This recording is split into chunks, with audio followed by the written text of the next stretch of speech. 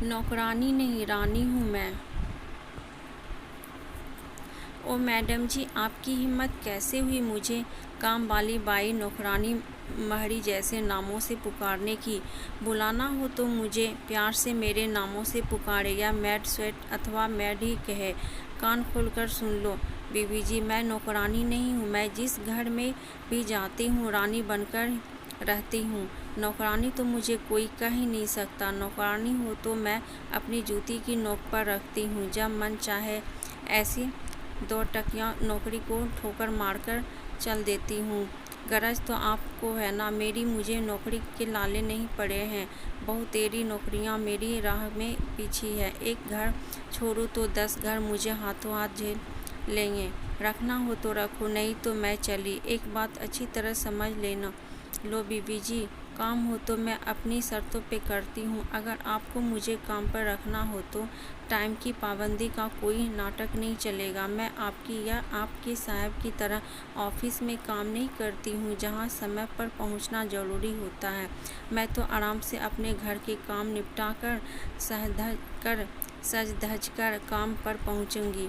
इसीलिए टाइम को लेकर मुझसे झिकझिक करने की नहीं समझी आप। एक बार और ज़रूरी बात, मेरे पास अपना मोबाइल है। मैं अपने मोबाइल से किसी से भी कितनी देर कभी भी कैसे भी बातें करूं। आपको कोई ऐतराज़ करने का हक नहीं है।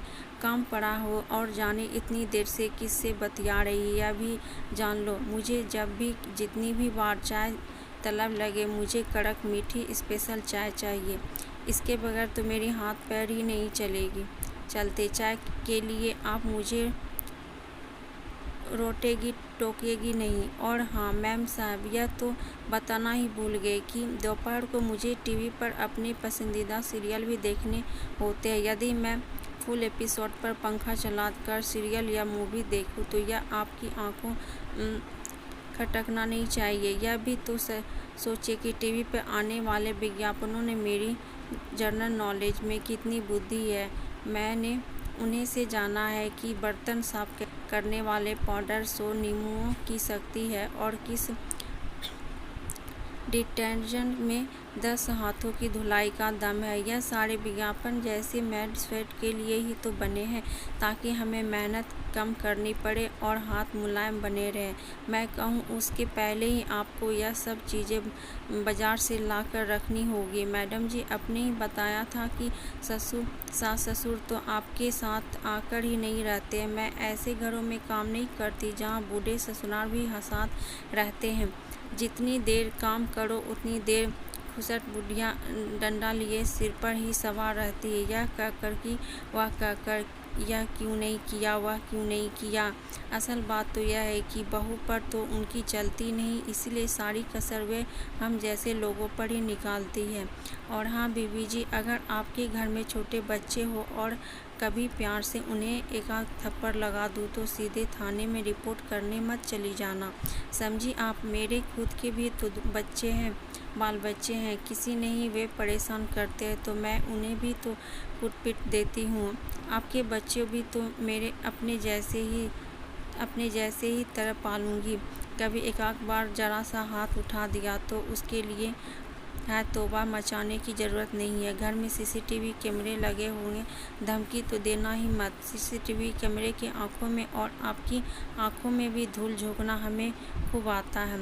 एक बात और जान लो मैम साहब, मेरे अपने की कुछ रूल्स ऐसे रूटीन रेगुलेशन है। मेरे असूल है कि नौकरी ज्वाइन करने से पहले ही मैं उस मुद्दे पर डिस्कस कर लेना ठीक समझती हूँ कि महीने में 4 छुट्टियाँ, हफ्ते में 1 छुट्टियाँ तो मुझे चाहिए ही चाहिए। आपकी और साहब की नौकरी में 5 डेज वीक का प्रबंध है तो फिर मैं तो 6 डेज वीक पर काम करने ही तैयार हूँ। पर सिर्फ इतनी छुट्टियाँ मेरे लिए काफ़ी नहीं होगी। गाए तीज त्यौहार की छुट्टियां भी तो मुझे मिलेगी ही नहीं।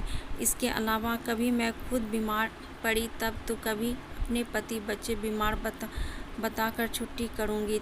कभी रिश्तेदार में शादी तो कभी मौत बहाना बनाकर छुट्टी करूँगी। इसके अलावा जब आपके घर में मेहमान आने वाले हो तो मेरा छुट्टी करना बनता है।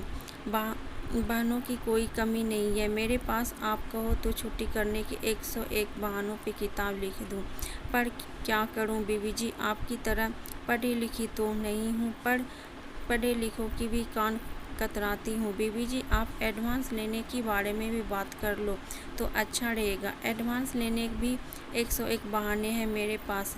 गरज हो तो आपको है, मेरी थोड़ी नानुकान के बाद एडवांस तो आपको देना ही पड़ेगा, क्योंकि कोई दूसरा चारा ही नहीं है। आपके पास 4-5 हज़ार का एडवांस तो ऊँट के मुंह में जीरा। मेरे लिए उस एडवांस की रकम हर महीने वेतन में सिर्फ 200 ही कटवा कर चुकाऊँगी, और किसी दिन सिर घूम गया तो आपको छोड़कर एडवांस लेकर रफू चक्कर हो जाऊँगी।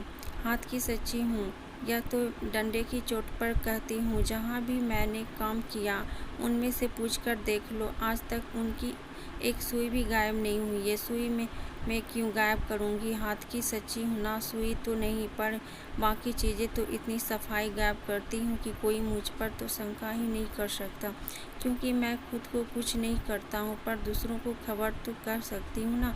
घर के सारे लोगों की दिनचर्या मुझसे ज़्यादा किसी ने मालूम हो सकती है। घर पे कौन कब आता है, कौन कब जाता, अलमीरा की चाबी कहाँ रहती है, कीमती चीज़ें कहाँ रखती है, कब छुट्टियाँ माँ ने शहर से बाहर जाने का प्रोग्राम है, इस सब की मुझे खबर रहती है। मैं कुछ नहीं करती, मुझसे भी भेद ले कर हाथ की सफाई तो कोई और ही दिखाता है। मुझे रंग हाथों पकड़ना आपके बस की बात नहीं है मैडम जी। अब थोड़ी पर्सनल बात भी हो जाए, थोड़ी रोमांटिक हूँ बात।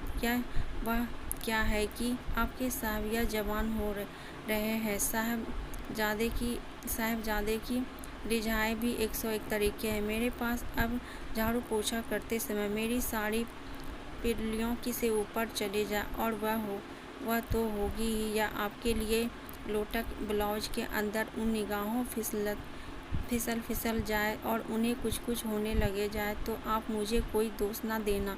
या लोटक ब्लाउज तो आपने ही दिया था ना मुझे। फिर इसके बाद साहब मौका देकर किसी न किसी बहाने से, या आपके नौजवान साहब ज़्यादा कॉलेज से पीरियड गोल कर बेफत कर आने लग जाए तो इसमें मेरी क्या गलती है? साहब या साहबजादे आपसे छिपा कर थोड़ी बहुत ख्वाहिश मुझे ही दे दे तो आपको एतराज़ नहीं होना चाहिए। वैसी ऐसी बातों में आपको कानों कान खबर होने दूँ तब ना। बीवी जी, एक मज़ेदार बात आपको मालूम ही नहीं है। आप तो सपने में भी सोच नहीं सकती कि आप लोगों के घरों में काम करने वाली हमारी जैसे मेड स्वेट्स जब वापस में मिलती है तो कैसी कैसी बातें करती है। आप सुनेगी तो हंसेगी या फिर गुस्सा करेगी। हमारी बातचीत का मेन टॉपिक, हमारा टारगेट तो सब आप लोगों की रहती है। सबने अपनी अपनी मालकिनी के उनमें से रंग रूप और स्वभाव के अनुसार ही मज़ेदार नक में कर रखे हैं। किसी की मालकिनी उसकी नज़र काली मोटी भैंस तो कोई अजगर की तरह सारा दिन बिस्तर पर अलसाई पड़ी रहती है। किसी की मालकिनी बिल्ली की तरह चटोरी तो कोई फैशन दिन भर मेटकी की तरह खुदकती रहती है। कोई बूढ़ी घोड़ी लगाम तो कोई जासूसी करमचंद की तरह जासूसी करती है। और बीवी जी, हमने तो आप लोगों के ऐसे नाम रखे हैं। आपकी ऐसी मिमिक्री करती है, ऐसी नकल उतारती है कि आप सुन लेंगे तो चुल्लू भर पानी में डूब मरेंगे। किसी दिन हम छुट्टी कर दे तो घर के काम करने में कैसे आपको नानी याद आ जाती है, इसकी एक्टिंग करके तो हम लोटपोट हो जाते हैं। बड़ों के हमारा यह न्यूज़ चैनल बहुत लोकप्रिय है। अपनी मालकिनी को वेलकम करना ही मुझे बहुत आता है। त्यौहार पर इनाम और दीपावली पर तो 1 महीने का वेतन बोनस में धरा ही लेती हूँ। हर नए साल पर वेतन बढ़वा लेना ही मुझे खूब आता है।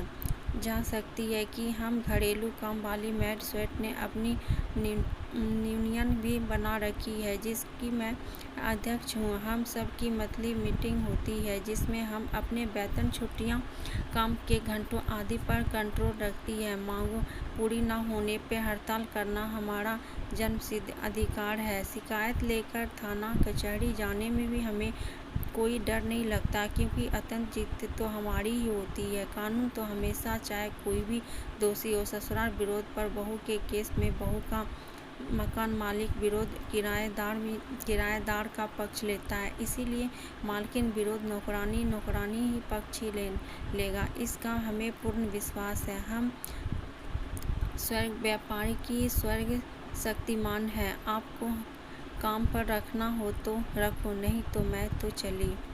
तो कैसी लगी दोस्तों आपको ये कहानी? अगर अच्छी लगी तो वीडियो को लाइक, शेयर, कमेंट और सब्सक्राइब कीजिएगा और ऐसे ही मज़ेदार कहानी सुनने के लिए बेल आइकन को प्रेस कर दीजिएगा ताकि जैसे ही हम कहानी डालें वैसे आप तक पहुंच पाए। तो फिर मिलती हूँ एक ऐसे ही मज़ेदार कहानी के साथ। तब तक के लिए बाय बाय, थैंक यू।